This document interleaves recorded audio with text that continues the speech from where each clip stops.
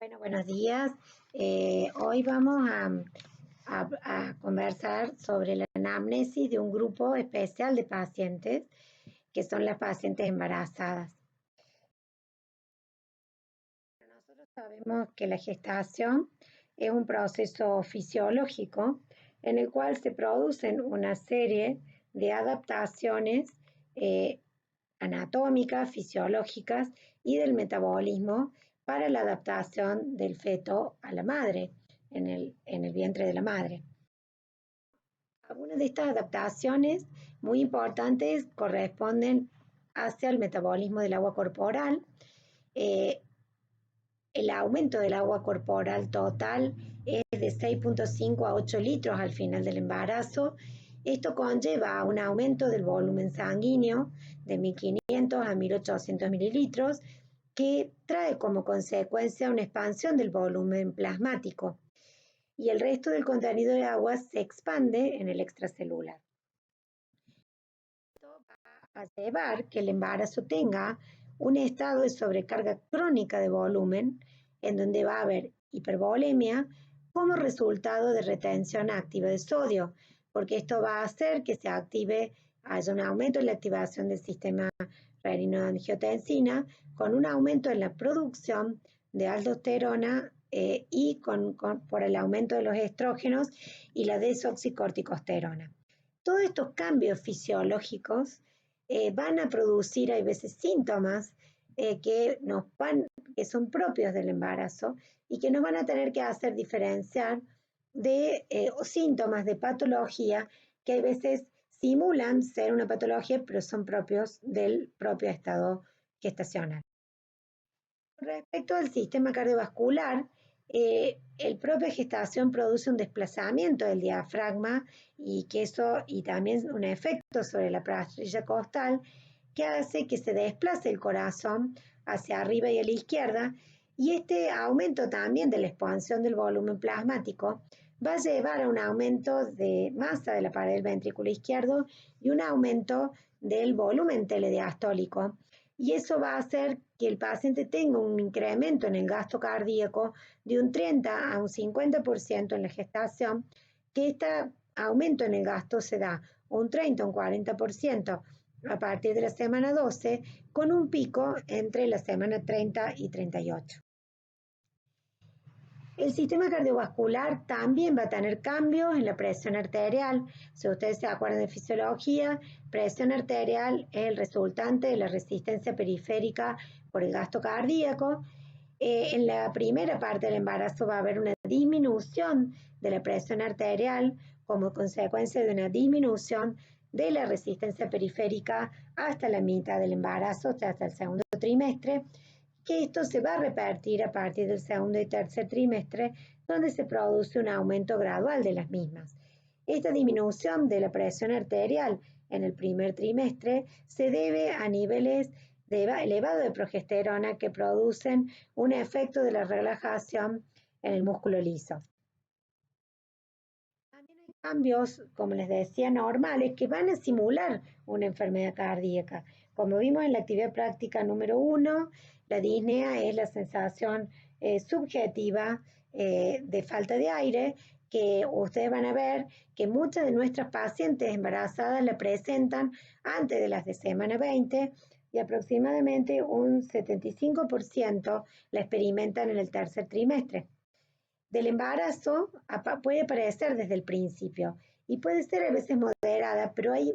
2 o 3 características que la van a permitir diferenciar de una disnea patológica, que es que el paciente no le impide sus actividades, no se produce en el reposo y no aumenta después del segundo trimestre. Estas claves en la anamnesis nos pueden hacer pensar que si el paciente le impide sus actividades, aumenta en el reposo y se incrementa en el segundo trimestre, pueden hacernos pensar de una patología cardiovascular previa que el embarazo la está descompensando. Entonces, estos cambios que simulan enfermedad cardíaca, el paciente les va a referir disminución en la tolerancia al ejercicio, fatiga, ortopnea ocasional y molestias en el pecho, que vamos a tener que hacer un diagnóstico diferencial con los síncope, con la disnea progresiva y con la disnea paroxística nocturna o la disnea de reposo, que nos pueden hacer orientar en una patología cardiovascular que el embarazo lo esté descompensando, y también la disnea súbita, que como vamos a ver más adelante, el embarazo por sí mismo es una condición protrombótica que puede predisponer a la trombosis venosa y también al tromboembolismo pulmonar. Por eso, cuando un paciente se presenta con disnea súbita, después sobre todo el segundo y tercer trimestre, donde en esa etapa gestacional también aumenta el estasis venoso, sumado al estado protrombótico de la gestación, debemos considerar como diagnóstico diferencial el tromboembolismo pulmonar.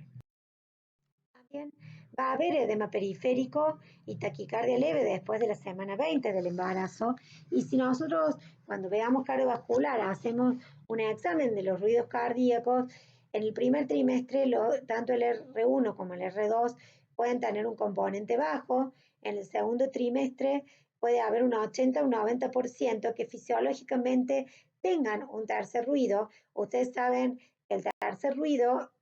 no se escucha habitualmente, siempre es patológico, excepto en el embarazo, y que es la percepción audible del llenado ventricular rápido. Y este llenado ventricular rápido suele producirse en el segundo y tercer trimestre por este aumento de la volemia que acabamos de mencionar.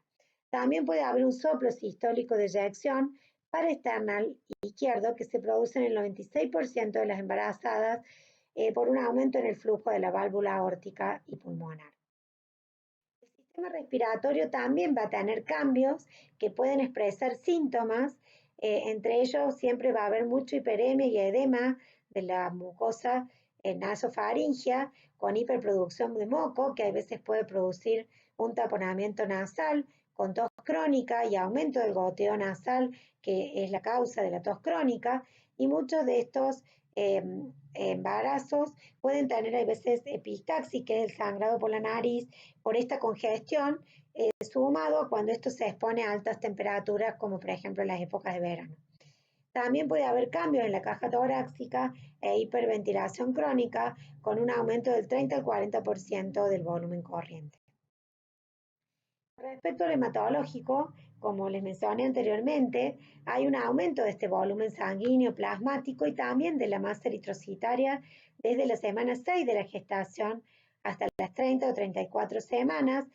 y también este aumento en el volumen plasmático va a ser mayor que la masa eritrocitaria, por lo cual hay una disminución del hematocrito materno que lleva a una anemia dilucional que suele producir en los pacientes síntomas de fatiga, también cansancio, disnea y sensación de decaimiento. También en los glóbulos blancos se produce una alteración, va a haber un aumento de los leucocitos periféricos durante el embarazo. En el primer trimestre esto puede llegar a 8.000, en el segundo y tercer trimestre 5.000 o 12.000, a expensa de neutrófilos segmentados, con aumento de los estrógenos y del cortisol, y también va a haber un estado de la función inmunológica alterado. Esto no significa que la embarazada tenga inmunodeficiencia, pero por la tolerancia que produce el sistema inmune a la presencia del feto, de la madre, esto produce un desplazamiento de la respuesta celular a la humoral con disminución de las células T helper 1 y la natural killer y un aumento de las T2 o los supresores. También, como les mencioné anteriormente, el sistema de coagulación cambia y produce que el embarazo se convierta en un estado protrombótico, donde aumentan los factores procoagulantes como el factor 1, el factor 6, 7, 9 y 10, y también hay un aumento en los niveles de fibrinógeno plasmático con una disminución de la resistencia a la proteína C. Y estos cambios que generan este estado protrombótico sumado al éxtasis venoso que se produce, se incrementa a partir del segundo y tercer trimestre, pueden predisponer en algunos pacientes a la trombosis venosa o al tromboembolismo pulmonar, que afortunadamente es una condición muy poco frecuente. También el sistema urinario produce cambios, va a haber un aumento del tamaño renal con dilatación de los uréteres y la pelvis renal a partir del segundo trimestre, que desaparece a las 6 semanas posparto, va a haber un aumento de las incidencias de las infecciones urinarias, porque acuérdense que a medida que aumenta el tamaño del útero, esto comprime la vejiga, entonces va a haber también un aumento del trígono vesical, en donde puede haber presencia de microhematuria, y sobre todo va a haber síntomas de un aumento en la frecuencia miccional que en algunos momentos puede darle al paciente incontinencia urinaria, y esto es importante siempre en las pacientes hacer urocultivo para descartar, porque muchos de estos pacientes pueden tener bacteriuria asintomática que en la embarazada debe tratarse. Bueno, también va a haber un aumento en la hemodinamia renal, del aumento en el flujo plasmático renal, con filtración glomerular a más del 50% después del primer trimestre, que lleva a una disminución de los niveles de creatinina, uremia y ácido úrico hasta la semana 24, y esto le puede dar al paciente como síntoma la nicturia. También en el tracto gastrointestinal va a haber cambios, como epitalismo, que es la incapacidad de la paciente nauseosa de tragar la saliva. Puede haber pérdida de la saliva hasta 1 litro por día. Hay mucha congestión de las encías que llevan a procesos de gingivitis, sobre todo de inflamación cuando la embarazada se cepilla los dientes. Y también va a haber en el estómago disminución de la motilidad del tono del vaciamiento gástrico, que lleva síntomas de reflujo como acidez, pirosis, regurgitación, que estos síntomas se van a incrementar de reflujo gastroesofágico en el segundo y el tercer trimestre, y estos síntomas se incrementan por el aumento de la presión intraabdominal debido a la gestación. En el intestino también un porcentaje de pacientes, sobre todo en el primer trimestre, puede tener constipación, y también en el tercer trimestre un porcentaje puede tener aumento en la motilidad intestinal producida por las prostaglandinas, y va a haber cambios que se producen también en la vesícula biliar, sobre todo en la composición de la bilis, por lo cual los pacientes tienen predisposición a la formación de barro biliar y de litiasis con la formación de cólicos biliares, que muchas veces los pacientes debutan con dolor tipo cólico en la zona del hipocondrio derecho, que nos hace pensar en un cólico biliar. En el hígado, nosotros podemos tener fisiológicamente en el embarazo la presencia del eritema palmar, que es el eritema en la palma, que a veces se producen enfermedades hepáticas, y también puede aumentar la fosfatasa alcalina a 2 o 3 veces en el tercer trimestre, que es fisiológico, es normal, pero cuando esta paciente embarazada aparecen con prurito, o sea, picazón en palmas y plantas, y un aumento de la fosfatasa alcalina, debemos hacerle ácidos biliares para detectar la presencia de colestasis del embarazo. Y afortunadamente a la mamá no le va a traer grandes problemas porque esto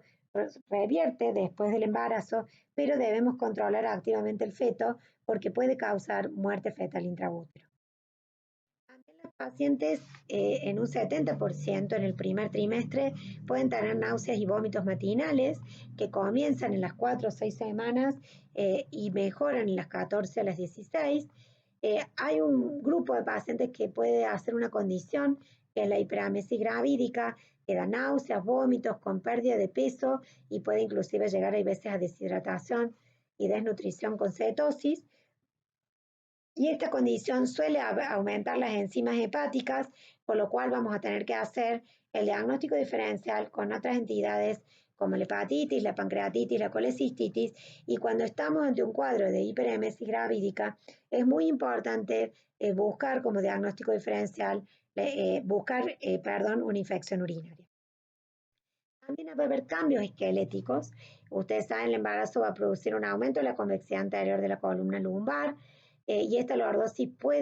acentuación de la lordosis puede dar una lumbalgia. También puede haber dolor en el pubis entre la semana 28 y 32 por la laxitud de los ligamentos de la sínfisis del pubis producida por la relaxina, y también el paciente puede tener parestesias y dolor en los 3 dedos de la mano, o sea, un tercero y cuarto. Esto corresponde a una compresión del nervio por el túnel carpiano, que es propio del embarazo y que suele revertir al final.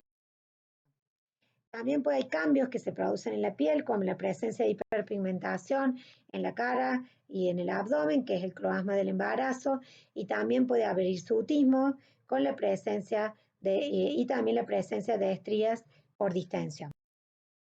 Bueno, la mayoría de los embarazos no van a presentar patologías, pero es una etapa de gran vulnerabilidad, tanto para la madre como para el hijo, y el 90% de la morbilidad perinatal está dada por problemas genéticos y de malformaciones, el parto pretérmino y la preeclampsia y la insuficiencia placentaria. En Argentina, las causas más importantes de morbilidad perinatal son las infecciones, el sangrado y la preeclampsia. Importante la atención de la embarazada en una primer consulta preconcepcional que debería cargar el consejo genético, así como además de tratar de evaluar todos los antecedentes, también educar sanitariamente promoviendo estilos de vida saludables, tratar de captar al paciente precozmente antes de la semana 10, así como consultas sucesivas de su control de embarazo normal, la educación de la madre y la visita puerperal entre el tercero y quinto día después del parto vaginal y tratar después de captar esta mamá para un programa de planificación del embarazo y también de control del cáncer genital femenino. Nosotros en Latinoamérica tenemos que hacer una anamnesis orientada y utilizamos un carnet de control del embarazo que se denomina CLAPS, que este paciente, fíjense, este carnet es la historia clínica perinatal que se llama CLAP, que tiene todos los datos personales. Fíjense que a la izquierda tienen todos los datos familiares y también antecedentes personales patológicos, desde tuberculosis, diabetes, hipertensión, preeclampsia, cirugías, cardiopatía, nefropatía, violencia, HIV y otros. Y del lado derecho tenemos todos los antecedentes ginecobstétricos, gestas previas, abortos, si el parto fue vaginal o cesárea, presencia de feto muerto, de niña embarazos gemelares, si este embarazo fue planificado o no, y si tuvo un fracaso en los diferentes métodos anticonceptivos. Y de la gestación actual tenemos